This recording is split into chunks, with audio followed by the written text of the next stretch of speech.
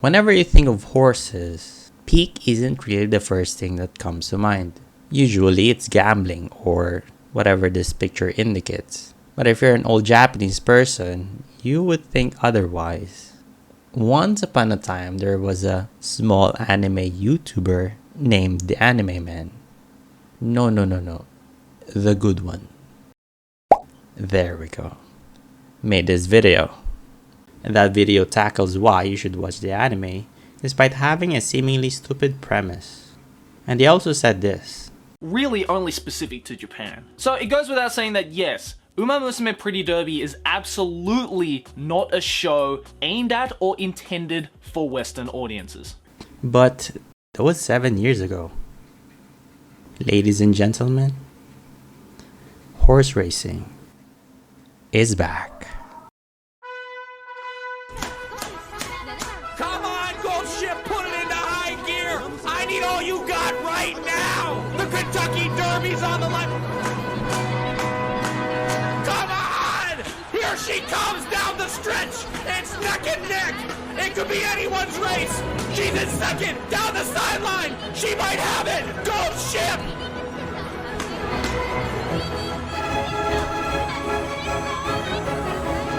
Where is the prop, bro?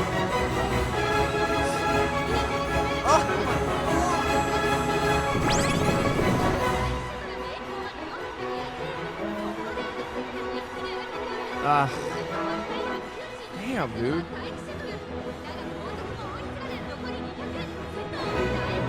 No way! No way! Oh my god! See, this is what I was talking about!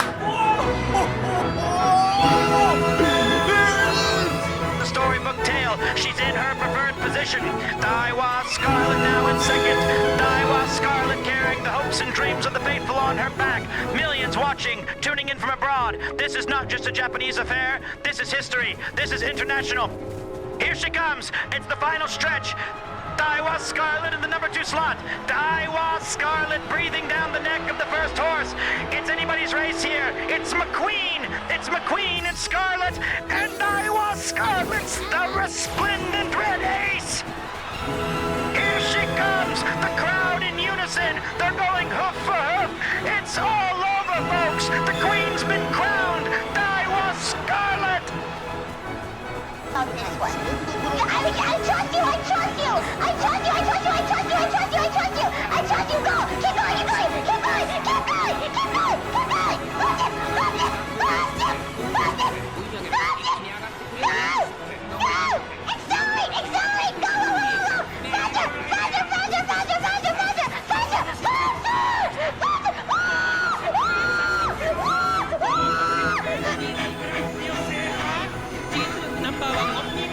All right, here we go.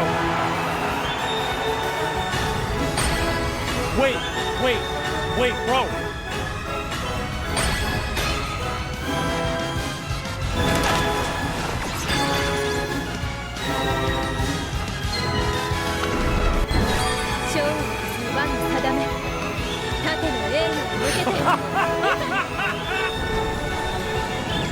Oh shit! Are you kidding me? Are you fucking kidding? Bro, did I just... There's no way, right? Dude,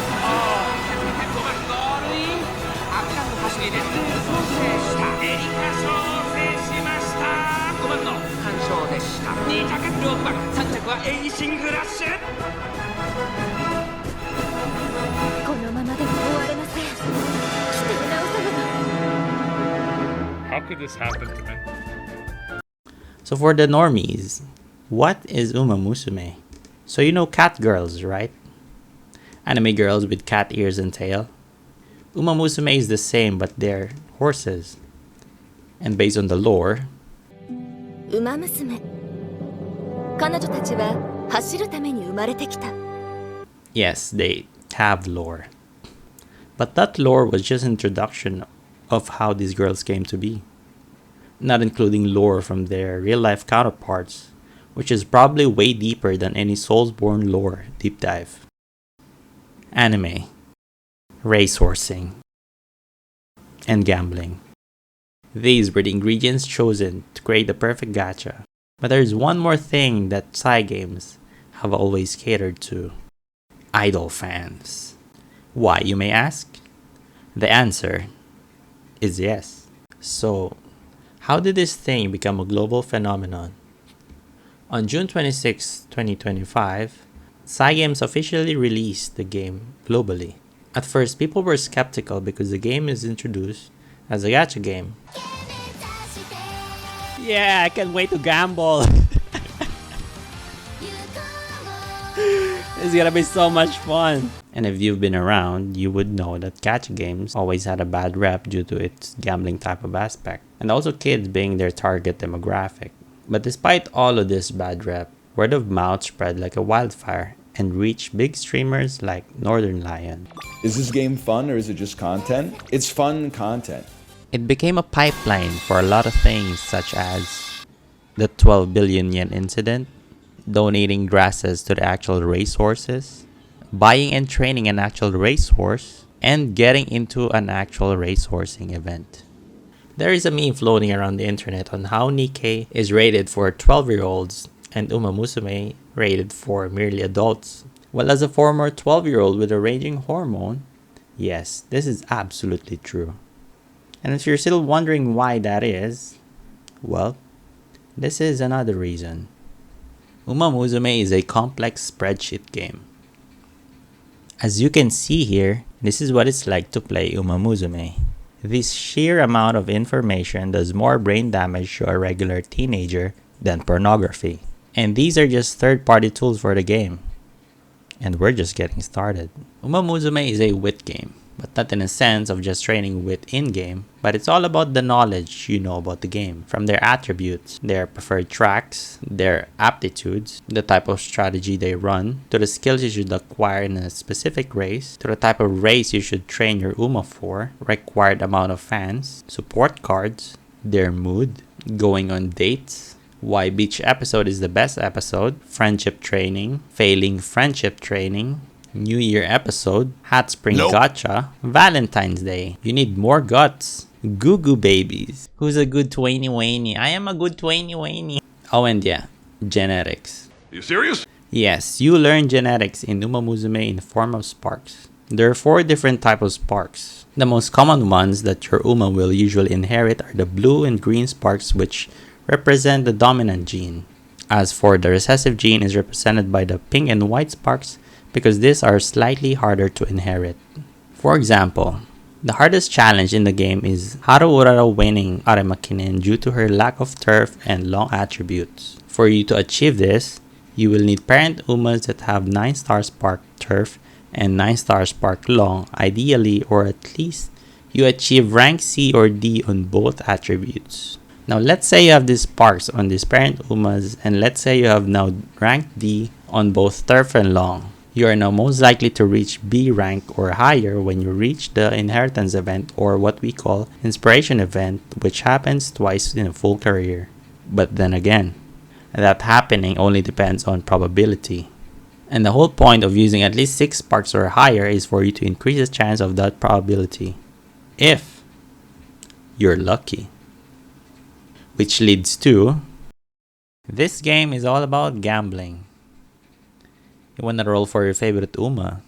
Gambling. Cards. You need support cards, right? Gambling. MLB. Gambling. Training stats. Gambling. Training gold ship. Gambling. Kirasan Black, 100% specialty priority on level 5 speed. You are a finals. Gambling. 3 friendship training on 45% failure. Gambling. Friendship training on 1% failure. Gambling. Resting. Gambling. Recreation. Gambling. Getting 3-star sparks. Gambling. Getting 2-star sparks. Gambling. Getting white sparks. Gambling. Inspiration event. Gambling. A gold inspiration event. Gambling. A really good gold inspiration event with good sparks. Gambling. Hot spring ticket. Gambling. Winning a career after acquiring hot spring ticket. Gambling. And lastly, PvP. Gambling. Honestly, there's still more to mention, but you get the point. Yes, this gacha game has PvP. If the casino is poker, Uma Musume has champions meeting. That was easy. I lost! Champions Meeting is a monthly event where players get to showcase their luck. Because every player who joins this event is hoping they don't match up with that guy with max stats as on aptitudes and perfect set of skills. Uma Musume has 2 times of PvP, the monthly Champions Meeting, and the daily team trials, which is basically a rank match. In team trials, it doesn't really matter whether you win or lose. The rewards are less to none most of the time. In Champions Meeting, you can win up to 2200 carats, but only if you manage to win every single match. Now, if you're a whale, it doesn't really matter. Well, at least for some of them. But if you're a free-to-play bottom feeder just like myself, a carrot is a carrot and a roll is a roll. You can also earn the epithet indicating you won the tourney. But honestly, as a free-to-play player, I'm just there for the carrots. Oh, by the way, did you join the... Was that Leo Cup? I got bronze. At least you got something. At least you got bronze. Unlike me, I got over it. Now, don't even get me started on rolling for the support cards. No, God! We're gonna roll, baby. We are going to roll. And I am gonna get my Kita-san Black. Let's go! Kita-san Black. I love this game. Play. Here she is. Though there are a subset of people that play the game for the sake of the Umas, Uma Musume is basically a racing game. And racing means competition. And competition means there are cards that are going to be shaping the meta of this game. There are 3 main cards that you should attain for now if you are a highly competitive player. Fine Motion SSR Wheat card, Super Creek SSR Stamina card, and finally Kita-san Black SSR Speed card. If you watch content creators, they will often tell you to pull optimally, hence prioritizing cards on a certain banner. However, in my opinion, that's not viable. Because during the first few months, free-to-play players got less carrots that led them to make reroll accounts just to get Kita-san Black when the first banner dropped. And if you were playing back in those days, you would probably remember how unpleasant it is to play. Now you might argue, but that was caused by Cygames banning reroll bot accounts. Exactly. That's the point. Not only that, there's a dilemma of pulling for Umas and pulling for cards. Because people are there for the Umas, but they need cards as well. And get this, not only you have to pull for 1 copy of that card, but 5 of them for it to be viable. And now let's say you have successfully min-maxed your way to attaining these cards. And probably at a certain point your enjoyment of the game has decreased because you can never afford this dummy mommy Uma that you really like. And what if in a certain chain of events you started getting very, very unlucky? That's the time you stop playing the game. And so I did. Then half anniversary came.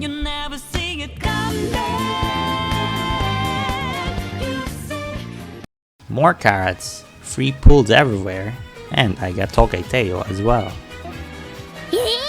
Introducing Unity Cup. It's the same thing, but with balls. Are you sick of 30 minutes of URA finals? Here's the same thing, but longer. Balls equals to more stats, more skills, and more skill points. And the game got slightly more complicated. But it's fine. Game is good again. More chance to cope. I love this game. Oh, did I mention about the quality of life updates? No more spamming clicks on team trials. More borrows. And life is good because Guts it's finally good. Only in Uma Musume are you gonna see a video tutorial for an event that had never been announced. So as you can see here, I did a screenshot of this video for the next champions meeting. On the lower right, you can see the date and time of the image capture, and on the left is when the video was uploaded. Keep in mind, uploaded, not made. And also during this time, people are still suffering Libra Cup. People, meaning me. There is no way I'm losing to a 2-star fucking Agnes Takio. I actually lost to a fucking 2. Oh my god. But do you know what actually got me back to the game?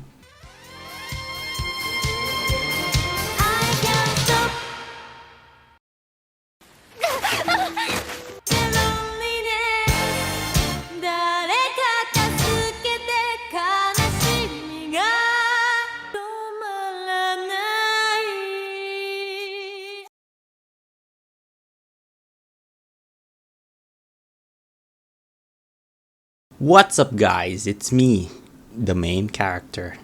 While the entire world was going through COVID, Japan had their own epidemic called Uma Musume before it hit the global stage in 2025. The story revolves around Special Week, who dreams to be the best in Japan alongside Silent Suzuka, the one that she looks up to. Which is funny because the actual horse, Special Week, always hated chestnut-colored horses. They creep us out and make us feel sick to our stomachs. I'm talking, of course, about ginger kids. Oh, sick! Gross! And that includes Silent Suzuka. In the anime, they became best friends because Suzuka has no other choice, because not only they were roommates, but also became teammates.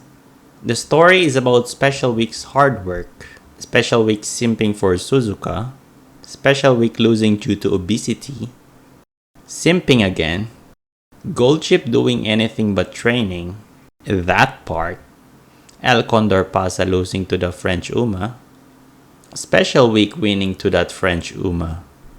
Oh, and also this part in episode 6, which is definitely not a spoiler for Cinderella Grey Season 2.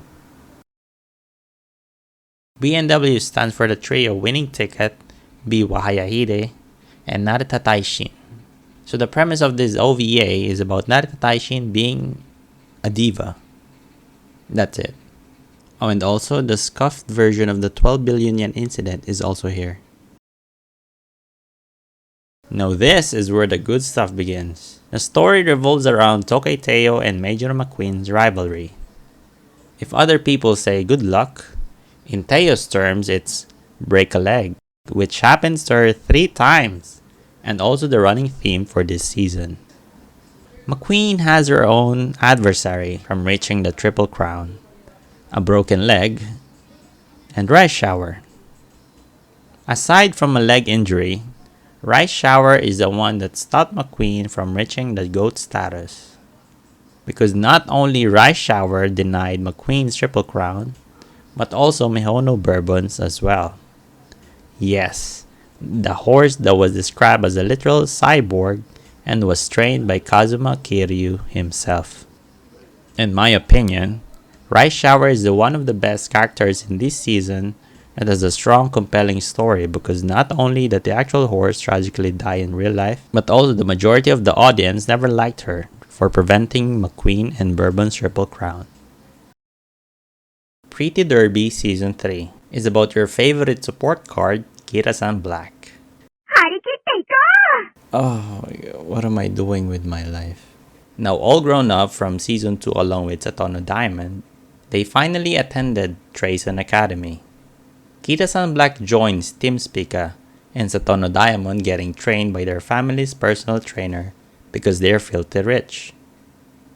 Look, the Satono family haven't won any G1 races in a long time, and the fact that Major McQueen joined Spica and almost got a Triple Crown, I'm pretty sure there's a problem here, but I just can't figure out what it is.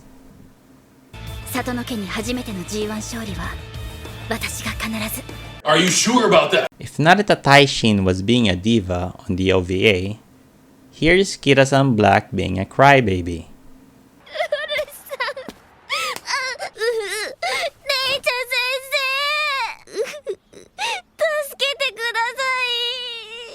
Bro, she's so fed up. Of course you're gonna lose as a frontrunner in long races. What kind of dumbass goes frontrunner in long races anyway? Oh.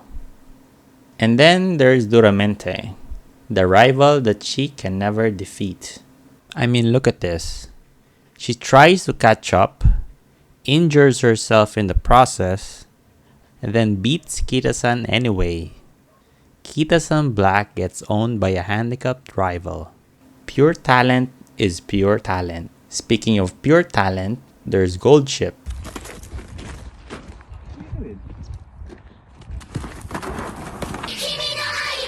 In episode 10, Kita-san's performance seems dwindling and her lungs seemingly cannot keep up anymore. Back in episode 3, she had a conversation with Goldship and talked about the twilight of an Uma's career. As Goldship starts losing focus and being a huge nutball during training. The real-life Goldship is known for being a complicated horse when it comes to training. Unfortunately, career performance is highly prioritized and the temperament is being overlooked when it comes to selective breeding. Moreover, there are instances of incestuous breeding that affects the offspring on its adulthood. Whether it's a life-threatening disease or in Goldship's case, being life-threatening to those around you.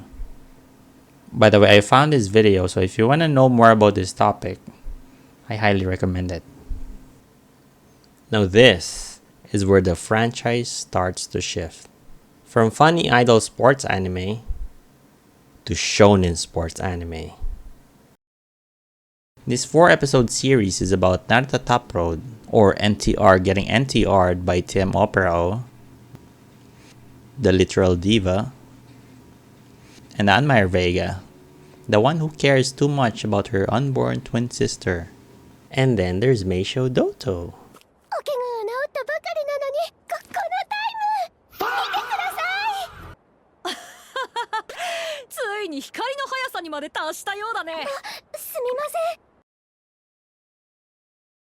This movie is more like Kita-san Black and Duramente's rivalry, but in this case, it's Jungle Pocket and Agnes Tachyon.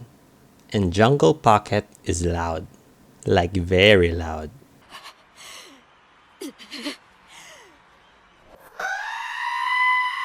Oh, and also there's Manhattan Cafe chasing a shadow while fighting for her life. One thing I also like about this movie is that they just casually show Tazun as an Easter egg. Cinderella Grey is the showdown between two Ash and Uma Musume, Oguri Cap, and Tamamo Cross. If you haven't watched any of the anime but plays the game, this is the perfect introduction. Especially you get to relate to Oguri Cap's trainer, Kitahara Jo. This season is the introduction to Oguri Cap's blooming career, from competing in regional races to national races, where she met her Asian rival Tamamo Cross because Fujimasa March was barely a challenge. Eclipse first, the rest nowhere. There is no hidden meaning behind this. Japanese people are just not very good at English. Oh, my trainer-san! Help me! Tasukete kudasai! Because Oguri lost to Tamamo Cross, we never get to have Uma Pyo at the end of the season. Oguri swore to get back at Tamamo Cross, so she joins every G1 races Tamamo Cross entered. Here we also have Super Creek and her all-nurturing, swinging maestro. We're also introduced to other foreign Uma Musume which are referenced to the 1988 Japan Cup. Yeah! Excellent! Which is most likely right after that is the 1988 Haremakinen, which is an Easter egg that is the donut eating contest in Pretty Derby Season 1. And is also most likely to be released a few days before Christmas because Haremakinen is held during Christmas. Which is probably the reason for Christmas Oguri they release in-game, and at that point we will finally get Uma Pyoi Densetsu again.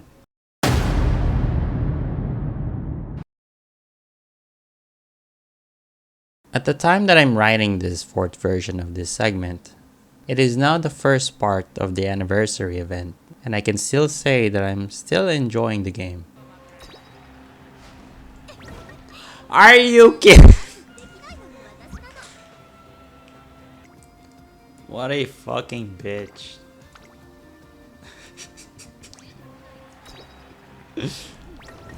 Are you fucking kidding? You are no, oh my god, man. The horse game has been pretty generous to me in this year of the horse, as I finally got my first CM win. However, I wouldn't say the same to the current state of the world. I do still have complaints about the game, but in the end, you can argue that all those issues can be solved by just simply not playing the game. In the end, it is a gacha game after all. Although I just have one request for Cygames. Can we have a Haru Urara movie?